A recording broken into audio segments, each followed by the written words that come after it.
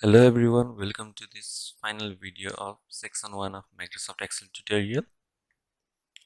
In this video, we will be learning about copy, paste and autofill operations in Microsoft Excel.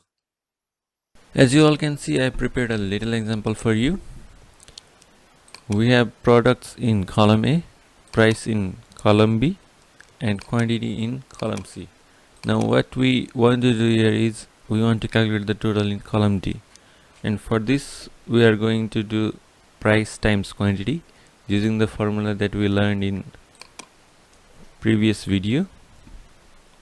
And here, yes, and now we are going to copy paste this formula in these cells below as we learned in the previous video.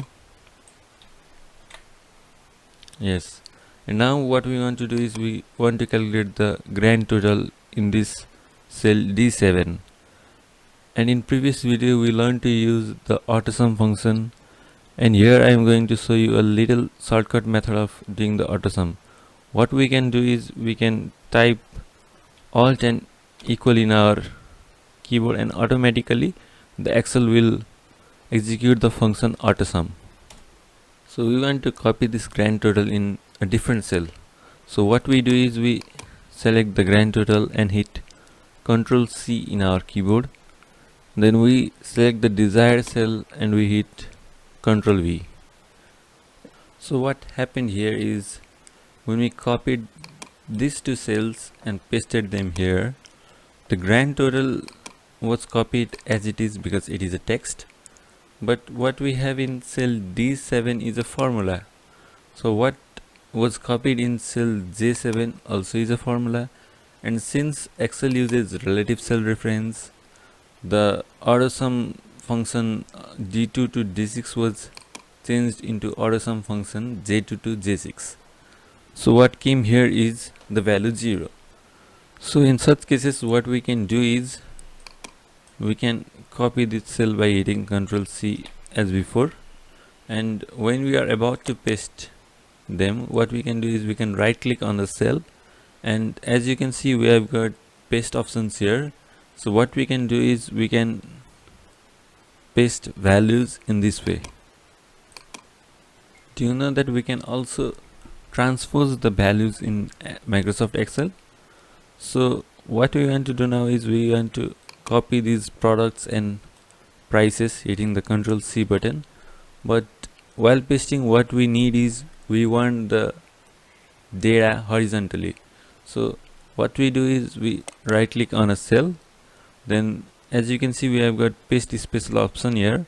So what we do is we go into paste special, and then here you can see there's a transpose options and we click it here, and we have got the desired data in horizontal view. Now let's get into the autofill section. At first let's delete all these, and for deleting I prefer using the clear button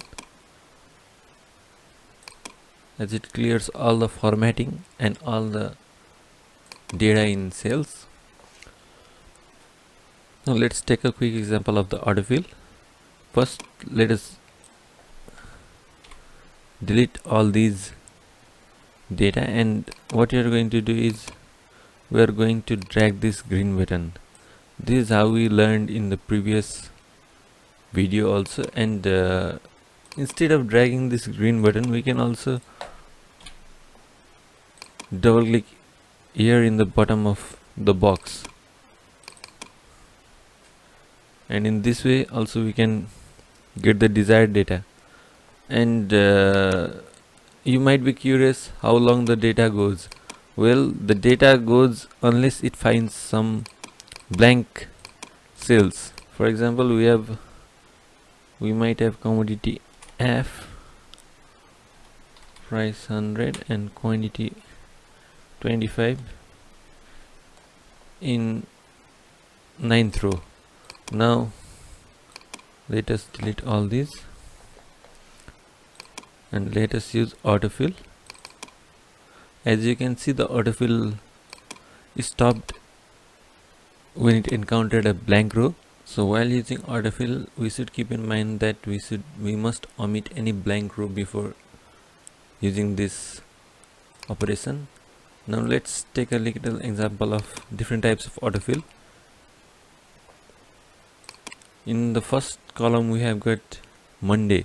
So what we are going to do is we are going to use the autofill option by dragging this little green box from below, and what Excel does is it automatically fills the rest of the day of the week for you unless you encounter another Monday. And if we go further down, the same days are repeated over and over until till where we desire. So now let's remove it. So let's take another example, how we can use autofill in date.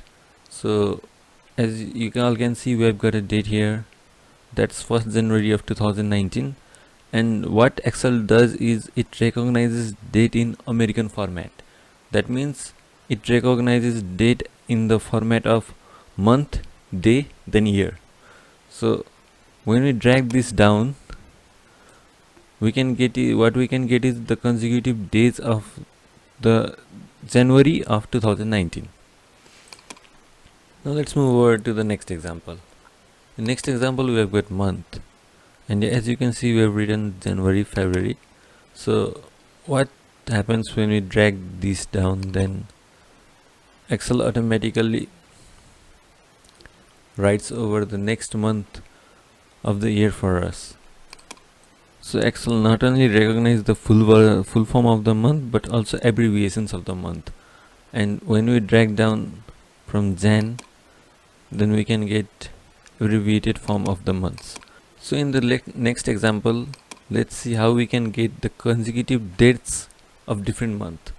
So what I have done here is in first or E2 cell I have written the 1st of January 2019, and the cell E3 I have written the 1st of February 2019. And what happens when I drag down this green button is I get the consecutive dates of the same month, that is February 2019. So let's just delete it. And for getting the consecutive dates of different month, what we must do is we need to select both of these cells, and then we need to drag this green button. As you can see, the desired data is obtained. Now in the next example, let's see what happens when we use autofill in this kind of data, that is BRT1. So in this kind of data, what Excel does is it automatically identifies the next consecutive number, that's BRT2, BRT3, BRT4 and so on. So in the next example, let us see what we can do if we want to get values in the multiples of 10. For example, we want to get values from in the multiples of 10, just like BRT10, BRT20, then BRT30. So in that case, what we can do is we'll select both of these cells, and then we'll drag down this green button, and we will get the desired result.